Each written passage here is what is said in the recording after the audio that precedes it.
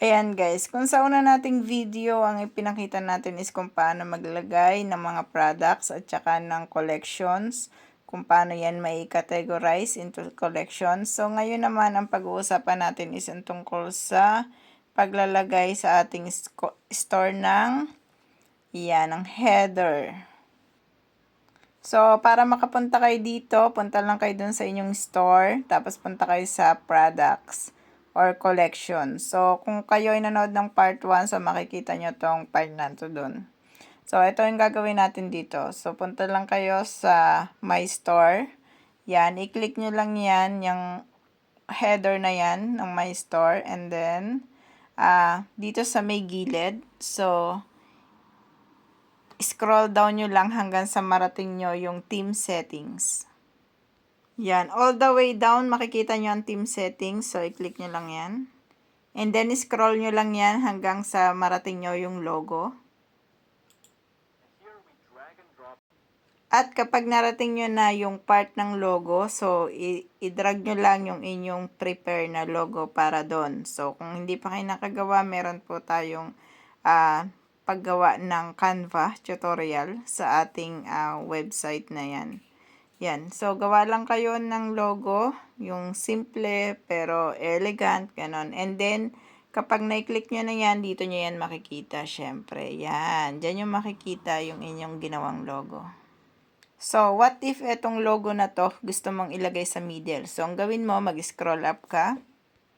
Hanapin mo etong sa pinakataas halos to sa desktop logo position. And then, ilagay mo yung middle center. It's up to you kung gusto mong ilagay yung ating logo sa gilid, sa gitna. Yun. So, makikita mo naman yun dyan. So, ito na. Lumabas na siya. Nasa gitna siya. And then, after nyan, so, okay ka na dyan. So, gawa ka ulit ng bagong link para dun sa iyong Shopify. So, mag-add ka ng new link para mabuksan natin yung Shopify natin kasi pupunta tayo sa iyong dashboard. So, kapag nandun na tayo sa ating dashboard, so makikita natin to. So, punta ka lang dito sa ating online store. Yan o, Shopify. Punta ka lang dito sa ating online store. And click navigation. Through online store, click navigation. And click mo tong main menu. And yung lahat ng lalabas dyan is, i-delete mo lang yan kasi papalitan natin yan ng bago. After deleting yung lahat ng menu natin na nakalagay dyan, so punta ka lang sa add menu item. Click mo yan and then punta ka dito. Yan. So, ilagay mo lang dyan yung iyong menu. After may type mo yung woman dito sa taas. For example, yan yung collection na una mo. So, woman, lalagay mo, then click mo yung collection and then click save. So, gawin mo lang yun dun sa lahat ng mga collections na meron ka dyan. Add menu, tapos punta ka doon sa may gilid. Yan, tapos i-add mo lang. For example, yung pagkakasunod-sunod dito sa menu items mo is hindi mo gusto mo, pwede mo yang i-drag gamit yung mouse mo. So, i-drag mo yan pababa dito. So, pwede yan para malaman niya kung ano yung gusto mong pagkakasunod-sunod. Then, click mo lang yan, save menu. Yan, save menu.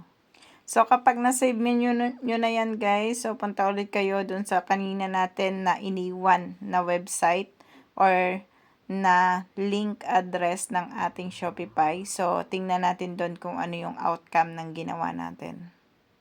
So, ito yung makikita nyo dun. Yan yung pag pumunta kayo. So, i-click save nyo lang dito. So, i-save nyo muna, tingnan natin kung ano yung magiging outcome niya. So, syempre, para makita natin kung anong outcome niya, so, punta ka lang dito para ma-reload natin yung page. And, as you can see here, so, nagbago na po siya. Hindi po siya ganyan kanina. So, kung mapapansin nyo, nagbago na siya. Yan, nagbago na din to. Basta huwag nyo kakalimutan na i-hit yung save dito sa may gilid. Yan. And then, punta naman tayo sa may baba. Ngayon na natapos na tayo sa header natin, nakita nyo naman kanina na bago na natin yung ating pinaka-header. So, yan, nabago na natin ang header. So, pupunta naman tayo sa ating footer. So, ang footer yung sa babang side ng ating mga website. So, kapag nasa footer na kayo, so, i-click nyo lang yung section na yan. Click nyo ng mouse nyo. So, kung ayaw nyo nitong email, subscribe to our email. So, kung ayaw nyo yan, so, punta lang kayo dito sa may gilid. At yan. Kapag in-uncheck nyo yan, so, wala na po siya dito. So, kung gusto mo naman mag-add dito ng social media icons, so, punta ka lang dito ulit. Scroll down mo lang hanggang sa makita mo yung social media icons. Para makita nyo yung social media icons, so, punta ka muna dito sa team settings. At kapag nasa team settings na tayo, makikita nyo itong mga to. So, makikita nyo Instagram, YouTube, TikTok, Twitter, Pinterest. So, pwede nyo dyang ilagay lahat ng inyong link or website. So, once nalagyan nyo yan dito ng link, so, ito yung lalabas dito. So, 'di ba? Napakaganda niyan tingnan. Example naman, gusto mong lagyan ng policies dito sa iyong footer. Kasi syempre, di ba, yung mga website na mga nakikita natin, online store, gusto maglagay dito ng mga policies para makita agad ni buyer ang mga policies natin. So, puntahan mo lang tong policy links. Then, click mo lang yung policy settings. Yan. Pwede mo nang baguhin ang iyong policies. Pwede mo rin naman gamitin ang sa Shopify templates sa mga policy. So, baguhin mo na lang yung pangalan ng ng onlines mo. Baguhin mo na lang yung iba. So, kagaya nito, kung ayaw mo ng ganitong return accepted for 30 days, so baguhin mo na lang siya. Ayan. Pagdating dito, ayan, mga return, and refund policies, pwede kang mag-click dito sa create templates. Kung ayaw mo itong lagyan ng sarili mo, so pwede ka dito sa create from templates. So, from Shopify na ang maglalagay niyan para sa'yo.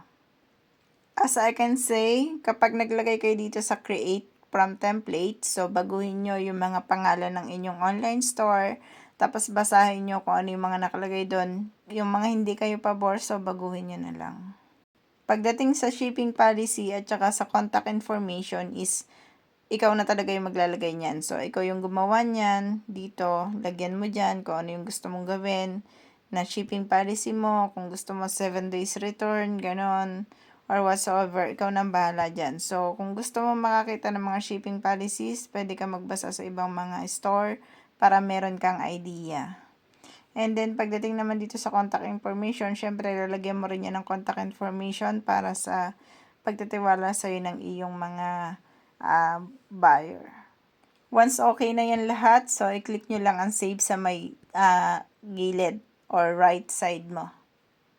And after then, kapag okay na lahat, na-save mo na, so punta ka ulit dun sa iyong online store, doon sa pinaka-dashboard mo. So, ito yung mga makikita mo sa pinaka-dashboard mo. Puntahan mo lang dito sa True Online Store ulit, punta ka ulit sa navigation. And then, kapag na-click mo na yon, punta ka dito sa footer menu.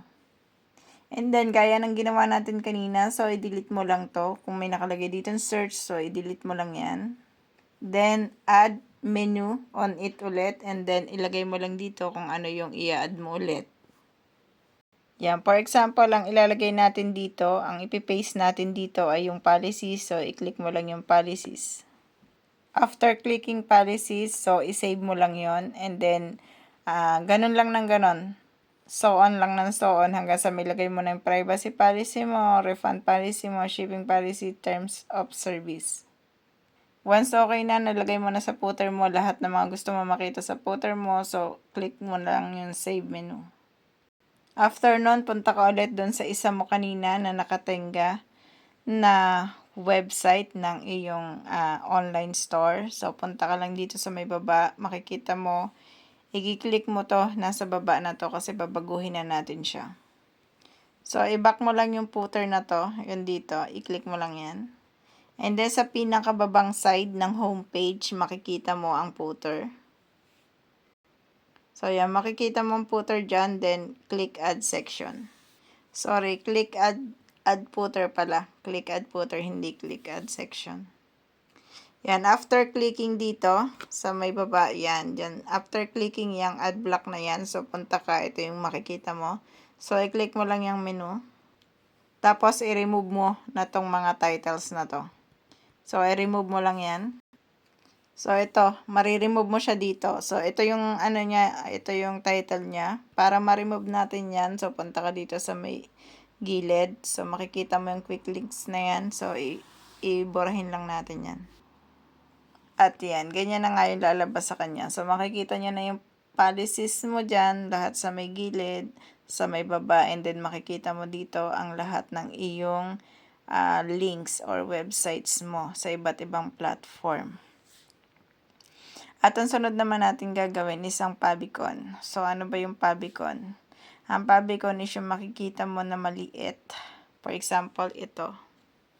Ito, Pabicon to. Yan. Ito yung Pabicon. So, paano ba maglagay ng ganyan? So, yun yung sunod nating video.